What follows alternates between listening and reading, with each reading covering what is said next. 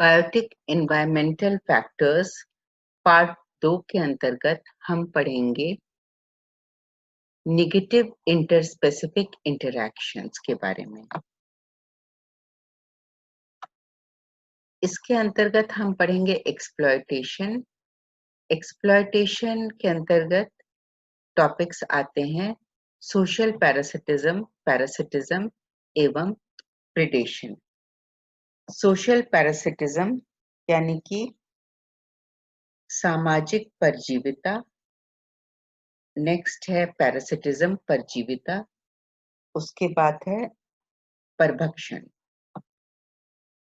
फिर है अमेंसलिज्म एवं एंटीबायोसिस। अमेंसलिज्म यानी कि असहभोजिता एवं एंटीबायोसिस यानी कि प्रतिजीविता। और उसके बाद हम आ जाते हैं प्रतियोगिता या कंपटीशन पर।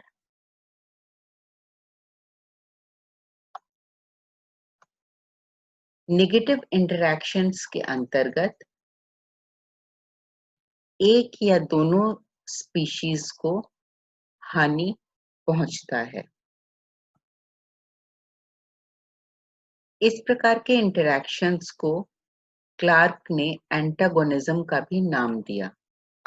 नेगेटिव इंटरैक्शंस निम्न प्रकार के होते हैं। एक्सप्लॉयटेशन। एक्सप्लॉयटेशन में हम सबसे पहले पढ़ेंगे सोशल पैरासिटिज्म। सोशल पैरासिटिज्म का बहुत ही इंटरेस्टिंग एग्जाम्पल है इंडियन कोयल। कोयल पक्षी यह स्वयं घोंसला नहीं बनाती है और अंडों को कौवे के घोंसले में रख देती है।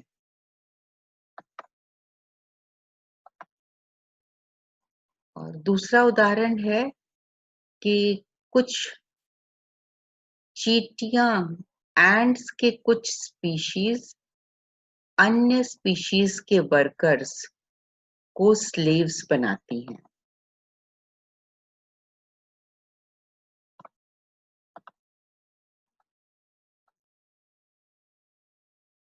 इसके बाद हम आ जाते हैं पैरासिटिज्म पर। पैरासिटिज्म एक प्रकार का हानिकारक कोएक्शन है दो स्पीशीज के मध्य। तो इसके अंतर्गत पैरासाइट को लाभ पहुंचता है और जो दूसरा जो स्पीशीज है उसे हानि पहुंचता है। पैरासाइट भोजन के अलावा शेल्टर और प्रोटेक्शन भी प्राप्त करता है होस्ट से। यानी कि जो परजीवी है वो भोजन, आवास एवं सुरक्षा ये तीनों चीजें प्राप्त करता है होस्ट से। जो होस्ट होता है वो अधिकांशतः बड़े आकार का होता है पैरासाइट से। और सामान्यतया पैरासाइट मारता नहीं है होस्ट को,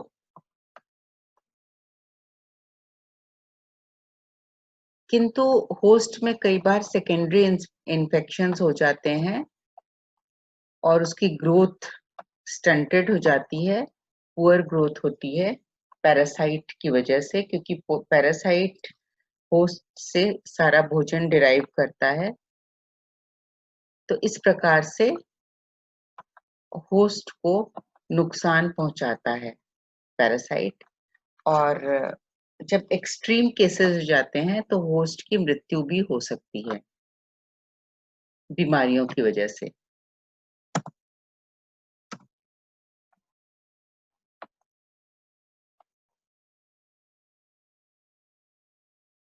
पैरासाइट्स कई प्रकार के होते हैं। वायरल पैरासाइट,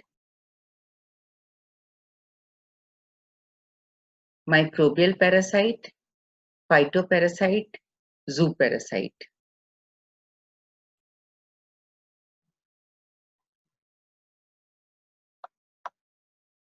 पैरासाइट बाह्य पैरासाइट हो सकता है या अंतः पैरासाइट हो सकता है, अंतः परजीवी हो सकता है। तो बाह्य परजीवी यह होस्ट के बाहर पाया जाता है, शरीर के ऊपर पाया जाता है, और अंतः परजीवी होस्ट के शरीर के अंदर रहता है।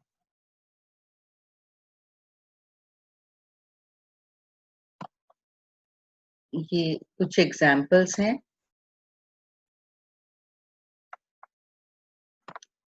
एक्टोपैरासाइट का बहुत ही कॉमन एग्जाम्पल है, चौक पाया जाता है, लीच। तो ये जो कैटल्स होते हैं, मवेशी, उनके शरीर पर चिपक जाता है। और एवं एंडोपैरासाइट, आंतरिक पैरासाइट की भी बहुत ही कॉमन एग्जाम्पल्स हैं। ये जैसे पीता कृमि है, फैसियोला हिपैटिका है, और मलेरियल पैरासाइट है, जिसकी वजह से मलेरिया होता है, प्लाज्मोडियम, ट्रिपैनोसोमा, जिसकी वजह से स्लीपिंग सिकनेस हो जाता है।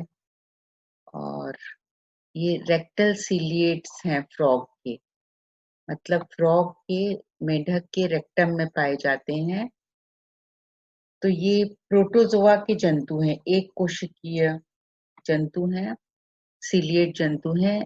उदाहरण स्वरूप ओपलाइना बैलेंटिडियम एवं निक्टोथिरस, ये फ्रॉग के रेक्टम में पाए जाते हैं, पैरासाइट की भांति रहते हैं। अब हम आ जाते हैं पैरासाइटिक एडेप्टेशंस पर, अनुकूलन पर। अब जो भी पैरासाइट होते हैं उनमें अनुकूलन उत्पन्न होते हैं ताकि वो होस्ट के साथ एडजस्ट हो सके।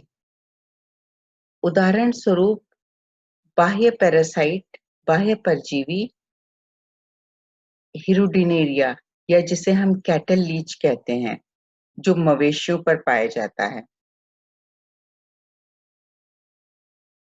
उसे अगर हम देखें तो लीच में अग्र एवं पश्च चूषक पाए जाते हैं, और इन चूषकों की मदद से लीच मवेशी के ऊपर, अपने होस्ट के ऊपर चिपक जाता है, एवं ये जो सकर्स हैं ये चलने में भी सहायक होते हैं। साथ ही साथ ये तो एक अनुकूलन है ही, साथ ही साथ एक और अनुकूलन पाया जाता है जो कि बहुत इंपॉर्टेंट है। हिरुडेनेरिया या लीच, कैटल लीच, जो भी ब्लड सक करता है मवेशी में से, वो ब्लड सक करके और क्रॉप नाम के अंग में स्टोर कर लेता है। तो ये जो ब्लड है ये एक बार स्टोर होने के उपरांत वर्ष भर तक, कई महीनों तक वो यूज कर सकता है। तो ये उन अनुकूलन लीच में इसलिए है कि इन केस उसे बहुत समय तक यदि होस्ट नहीं मिल पाए तो फिर वो इस ब्लड से काम चला सकता है। साथ ही लीचेस में एंटीकोगुलेंट पाया जाता है, हिरुडिन नाम का, जो कि ब्लड का थक्का बनने से रोकता है। इसके साथ ही साथ एंटीकोगुलेंट अन्य जंतुओं में भी पाया जाता है, जैसे मॉस्किटोज में पाया जाता है। मॉस्किटोज भी ब्लड सक करते हैं। अब हम कुछ अन्य अनुकूलनों के बारे में जानेंगे।